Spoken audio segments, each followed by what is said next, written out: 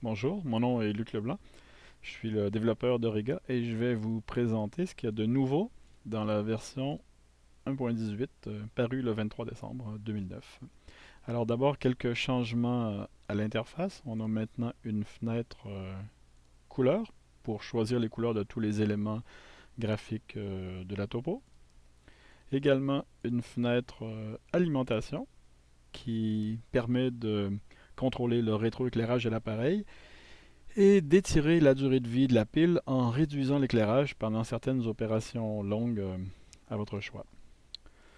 Un élément nouveau au point de vue de la saisie sont les mesures radiantes. On a ici une topographie usuelle assez simple. Alors, on a la possibilité, comme toujours, de saisir des dimensions de galerie qu'on affiche ici, donc les mesures au bas gauche-droite. Origa, depuis toujours, permet de relier ces mesures-là sous forme de parois. Donc, on a évidemment ici quelque chose d'assez approximatif pour symboliser les parois. Ce qu'il y a de nouveau, c'est qu'avec les mesures radiantes, on est capable d'aller saisir une série de mesures autour d'une station donnée pour aller préciser soit la position d'un détail, soit la position du mur ou du plafond ou du plancher. Et ces mesures-là, lorsqu'il s'agit de mesures de plafond, plancher ou mur, elles sont utilisées dans le dessin de la paroi. Les autres mesures qui ne font pas partie des murs ou du plafond sont également affichées, mais ne seront pas rejointes par la ligne de paroi. Et on voit l'effet ici, quand on remplit la galerie, on a tout de suite quelque chose qui nous aide au dessin. Je mentionne au passage que la version 1.18 permet désormais d'exporter le squelette de la topo en format DXF, donc pour importation dans AutoCAD, Illustrator ou d'autres logiciels de dessin. Comment on saisit des mesures radiantes? C'est assez simple. Dans la fenêtre visée, on a une nouvelle icône ici qui appelle la fenêtre mesure. Cette icône ici est ombrée pour signaler qu'il y a des mesures radiantes qui ont été saisies.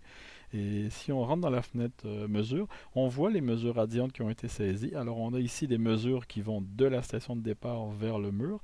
Ici une mesure qui va de la station de départ vers le plafond ou le plancher. On peut le voir à partir de la pente. Et on est capable également de saisir des mesures qui vont vers des détails, donc qui ne font ni partie du plafond, du plancher ou des murs. Par exemple, pour situer une colonne, une stalactite ou quoi que ce soit qui peut nous aider dans le dessin. On peut évidemment faire les mêmes mesures à partir de la station d'arrivée.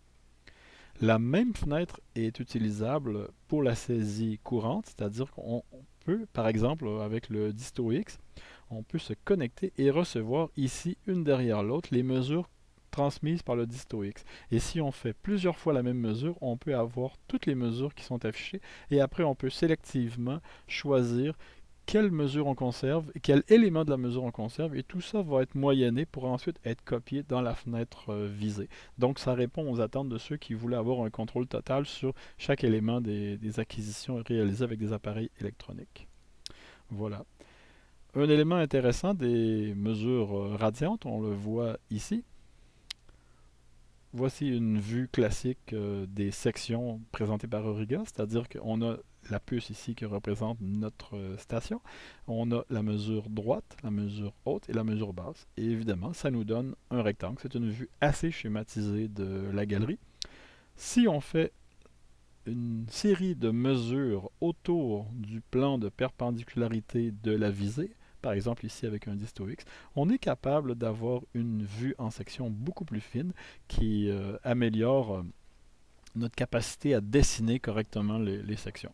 Je vous rappelle que j'ai l'intention en 2010 de publier le dessin des parois et des sections, évidemment, à l'écran du Palm, et ceci devrait permettre de faciliter ce dessin-là. Voilà. Alors, je vous laisse découvrir les autres nouveautés de Riga 1.18. Tout ça, c'est mentionné dans le site web, dans l'historique des modifications. Et je vous invite à m'écrire si vous avez quelques observations, commentaires, demandes ou félicitations. Voilà. Et en terminant, ben, je vous souhaite de joyeuses fêtes. Au revoir.